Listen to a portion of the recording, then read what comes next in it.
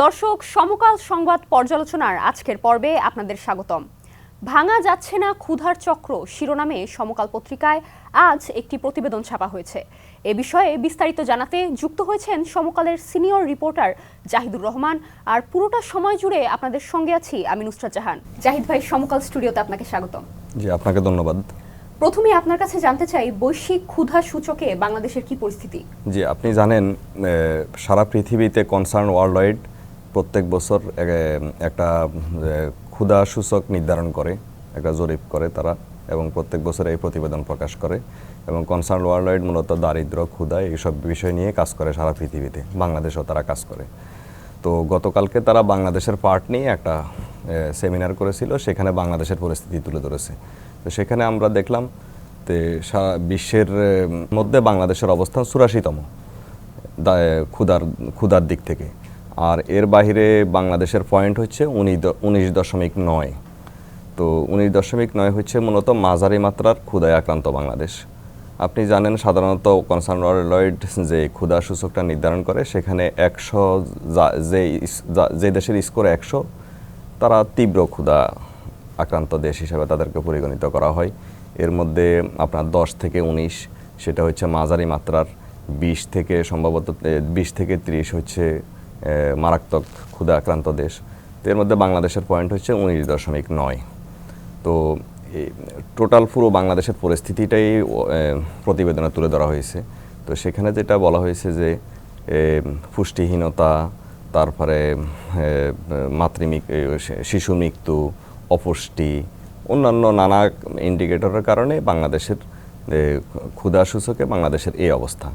তো এর আগে কিন্তু আপনার গত বছরও কিন্তু বাংলাদেশ, এই বছর হচ্ছে 84, গত বছর ছিল আপনার 81তম স্থানে, এখন 84তম।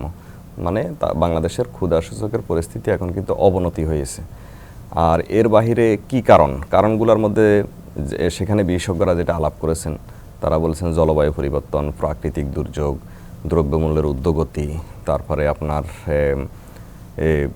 এর বাইরে আপনার মানুষের ক্রয় ক্ষমতা কমে যাওয়া, আয় কমে যাওয়া, তারপরে এর মধ্যে জলবায়ু উদ্বাস্তুর সংখ্যা খুব বেশি হয়ে গেছে এখন বাংলাদেশে।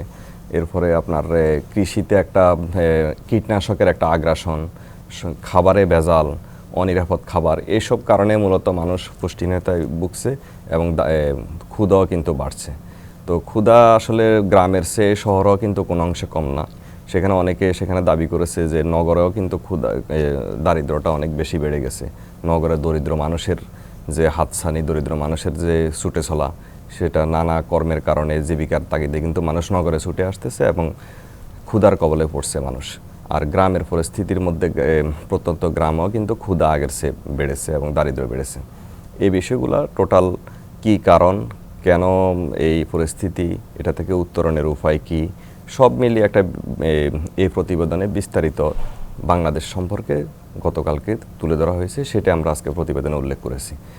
আচ্ছা, বাংলাদেশের এই পরিস্থিতি আসলে কি কারণে? জি, ওই তো পরিস্থিতির মধ্যে অনেকগুলো কারণ আছে। আপনি দেখবেন সর্বশেষ আপনার করোনার পর থেকে কিন্তু আমাদের অর্থনীতির পরিস্থিতি, সারা পৃথিবীর অবস্থায় ডলারের মূল্য বৃদ্ধি, ইউক্রেন যুদ্ধ, এর মধ্যে আপনার মূল্যস্ফীতি, নানা বৈশ্বিক এবং দেশীয় নানা কারণেই মূলত আপনার আমাদের দেশে নানাভাবে আপনার দ্রব্যমূল্যের দাম বেড়ে গেছে। এটা একটা বড় কারণ মানুষ আসলে তার যে আয়, আমি এখানে আমার নিউজে অনেকগুলো কেস স্টাডি দিয়েছি, সেখানে দেখবেন যে একজন মানুষের 15,000 টাকা হয়তো ইনকাম মান্থলি, সেই 15,000 টাকা দিয়ে তার আসলে কোনো রকম বেঁচে থাকার জন্যই শুধু খাওয়া, সেখানে তার পুষ্টির কথা মাথায় নেই, তার ফল খাওয়া কিংবা অন্যান্য বিষয় তার মাথায় নেই, শুধু বেঁচে থাকার জন্য যেটুকু খাওয়া দরকার সেইটুকু খাচ্ছে। যেমন এরকমই আমার একটা কেস স্টাডি আছে নিউজে, যে গত কোরবানির ঈদের পর থেকে সে আর গরুর মাংস খায়নি। এর বাহিরে মাছ কবে খেয়েছে তাদের মনে নেই, শুধু ডিম, ডাল, আলুর ভর্তা দিয়ে তাদের জীবনটা কোনো রকম চলছে। এটা মূলত আসলে দ্রব্যমূল্যের দাম বৃদ্ধির কারণ এবং আপনার আয়ের সঙ্গে ব্যয়ের আয়ের সঙ্গে যে বাজার দরের কোনো আসলে সামঞ্জস্য নেই। আয় বছর বছর আসলে দাম বাড়ছে কিন্তু তাদের ইনকাম বাড়ছে না, এই কারণে তাদের বাকির খাতও আসলে দিন দিন বাড়ি হচ্ছে। তো কিন্তু পুষ্টিহীনতাও বাড়ছে। তো এটা একটা কারণ। আর একটা হচ্ছে সারা পৃথিবীর মধ্যে বাংলাদেশ কিন্তু একটা জলবায়ু ঝুঁকিপূর্ণ একটা দেশ। দেখবেন আপনার এবারও কিন্তু প্রায় 20-25টা জেলায় ফেনী অঞ্চল, শরীয়তপুর, খুলনা, ময়মনসিংহ, উত্তরবঙ্গ বিভিন্ন এলাকায় কিন্তু বন্যা হয়েছে। ভয়াবহ বন্যার কবলে পড়ছে এবার দেশের দক্ষিণ পূর্বাঞ্চল। তো সেখানে কিন্তু এই বন্যায় কিন্তু ব্যাপক ক্ষতিগ্রস্ত হয়েছে আমাদের কৃষি, গবাদি পশু, পোলট্রি, ডেয়ারি মারাত্মক ক্ষতিগ্রস্ত হয়েছে। এবং সর্বশেষ প্রাণী সম্পদ অধিদপ্তরের যে পরিসংখ্যান নিউজে উল্লেখ আছে, সেখানে কিন্তু আমাদের মাংসের উৎপাদন কিন্তু 50% কমে গেছে। সেখানে উল্লেখ আছে উৎপাদনও কমেছে এবং ভোগের পরিমাণও কমে গেছে। এটা একটা উৎপাদন কমে যাওয়া জলবায়ু পরিবর্তনের কারণে। এর বাইরে জলবায়ু পরিবর্তনের কারণে উদ্বাস্তুর সংখ্যা বাড়ছে। উদ্বাস্তু মানে ঘরবাড়ি হারিয়ে মানুষ শহরমুখী হচ্ছে।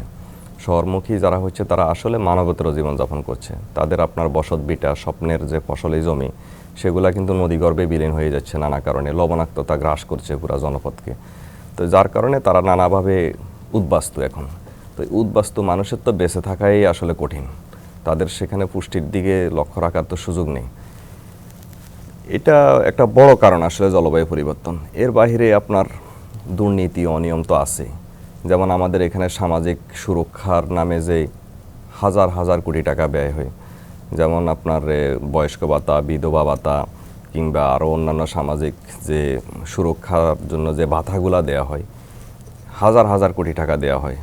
কিন্তু এখানে আসলে যে তালিকা তৈরি করা হয়েছে, সেখানে আওয়ামী লীগের আমলে যাদেরকে তালিকা করা হয়েছে, সেখানে ব্যাপক অনিয়ম দুর্নীতি ইতিমধ্যে বিভিন্ন গণমাধ্যমে উঠে এসেছে। এই অনিয়ম দুর্নীতির কারণে প্রকৃত দরিদ্র যারা, তারা কিন্তু ক্ষতিগ্রস্ত হচ্ছে। প্রকৃত দরিদ্ররা আসলে সরকারের যে সামাজিক সুরক্ষা বলেন কিংবা টিসিবি বলেন কিংবা অন্যান্য আরও সুযোগ সুবিধা কিন্তু আসল দরিদ্ররা পায় না। যারা সামর্থ্যবান তারা পায়। আপনি যেমন আমি গত কোরবানির ঈদের পরে একটা নিউজ করেছিলাম, সৌদি আরব থেকে দুম্বার মাংস আসে প্রত্যেক বছর বাংলাদেশে। তো আপনি দেখবেন এই দুম্বার মাংস খাওয়ার কথা কিন্তু গরিবরা, যাদের কোরবানি দেওয়ার সামর্থ্য থাকে না, তাদের জন্য সৌদি সরকার আমাদের দেশে প্রত্যেক বছর দুম্বার মাংস পাঠায়। তো আমি যেটা অনুসন্ধান করে গত বছর বের করেছি যে দুম্বার মাংস যারা পেয়েছে তাদের অধিকাংশই ধনী, এবং ধনীদের ঘরেই আসলে ওই দুম্বার মাংসগুলা গেছে, এবং সেটা প্রমাণ সহ তুলে ধরেছি। তো এইভাবে এটা একটা উদাহরণ। এভাবে শুধু দুম্বার মাংস না, গভর্নমেন্টের যতগুলো সামাজিক সুরক্ষা দরিদ্র মানুষের জন্য যে বরাদ্দগুলো আছে, সেগুলো কিন্তু যাচ্ছে না ঠিকমতে। তো আমি গতকালকে আমাদের মাননীয় উপদেষ্টা শারমিন মুর্শিদ আপার সঙ্গে কথা বলেছি। তো উনি যেটা বলছেন যে নতুন করে তালিকা হচ্ছে এবং প্রকৃত দরিদ্ররাই এখন আসলে সুবিধাটা পাবে। এ হচ্ছে মোটা দাগের কারণগুলো। আচ্ছা, আমাদের কোন কোন খাতে ঝুঁকি বেশি? আমাদের আসলে মূলত এখন সবচেয়ে ঝুঁকি হচ্ছে আমাদের একটা সময় হচ্ছে আপনার মঙ্গা লেগে থাকতো উত্তরবঙ্গে। মঙ্গা একটা কমন শব্দ হয়েছিল, এবং 2 মুঠো ভাত এটা ছিল আমাদের অধিকার। 2 মুঠো ভাত পেলে আমরা সন্তুষ্ট। এখন কিন্তু শুধু ভাতের মধ্যে মানুষ সীমাবদ্ধ নেই। মানুষের এখন চাহিদা বাড়ছে, তাদের নিয়মিত দুধ খাওয়া লাগবে, ডিম খাওয়া লাগবে, ফল খাওয়া লাগবে। মানে খাদ্য নিরাপত্তা বলতে যা বোঝায় সেটা লাগবে, সেটা আমাদের ঘাটতি আছে, যার কারণে আমাদের পুষ্টিহীনতা বাড়ছে। যেমন আমাদের এখনও কিন্তু অনেক শহর এবং শহর গ্রাম সব জায়গায় কিন্তু পুষ্টিহীন শিশু, নারী কিন্তু সংখ্যা কিন্তু পরিসংখ্যানে দেখা যাচ্ছে বাড়ছে, কিন্তু বাস্তবে আরও বেশি। আসলে পরিসংখ্যান গবেষণার সঙ্গে বাস্তবতার কিন্তু পার্থক্য অনেক বেশি। আমরা বাস্তবে আপনি যেমন ঢাকা শহরে ফুটপাতে যাবেন, সব জীর্ণ একবারে শুকনা দেহের অধিকারী মানুষজন কিন্তু শুয়ে আছে রাস্তায়। তো তাদের পুষ্টিহীনতার কথা, তারা যে পুষ্টিহীনতায় আছে তাদের অধিকারের কথা কে বলবে? তো আমি মনে করি এখন সবচেয়ে উচিত হচ্ছে নিরাপদ খাদ্য এবং পুষ্টিকর খাবারের যোগান দেওয়াটাই হলো আমাদের জন্য বড় চ্যালেঞ্জ। ভাই, ক্ষুধার এই চক্র ভাঙতে আসলে আমাদের কি করণীয়? জি, ক্ষুধার চক্র তো আসলে একদিনে ভাঙা যাবে না, এটা দীর্ঘদিনের একটা পদক্ষেপের ব্যাপার। যেমন আপনার এখন একটা গণ অভ্যুত্থান হয়েছে, নতুন একটা বাংলাদেশ আমরা পেলাম, নতুন সরকার, সব কিছু মিলিয়ে এখন নতুনভাবে সব কিছু শুরু হয়েছে। আপনার উৎপাদন আমাদের বাড়াতে হবে। এক কথা হচ্ছে আমাদের কৃষিকে সবচেয়ে গুরুত্ব দিতে হবে। এখানে কৃষির উৎপাদন কোনোভাবে যেন ব্যাহত না হয়, প্রয়োজনে প্রণোদনা দিয়ে হোক, যেভাবে হোক কৃষির উৎপাদনটা আমাদেরকে সচল রাখতে হবে। লাইভ স্টক, কৃষি, এর মধ্যে আমাদের সবচেয়ে যেটা হচ্ছে বাজার দরটাকে ঠিক রাখা, এটা মানুষের ক্রয় ক্ষমতার মধ্যে রাখা। বাজার দর যতক্ষণ ঠিক হবে না ততক্ষণ মানুষ আসলে ক্ষুধার চক্র ভাঙা যাবে না। তো বাজার দর ঠিক রাখতে হলে আমাদের সিন্ডিকেট ভাঙতেই হবে। যত কিছুর বিনিময় হোক, সিন্ডিকেটকে কখনো প্রশ্রয় দেওয়া যাবে না।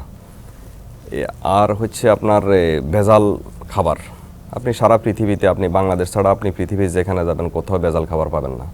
তারা খাবারটা অন্তত ঠিক রাখে। ভেজাল খাবার পৃথিবীর আমি অনেক দেশে গেছি, কোথাও আমি ভেজাল খাবার অন্তত পাইনি।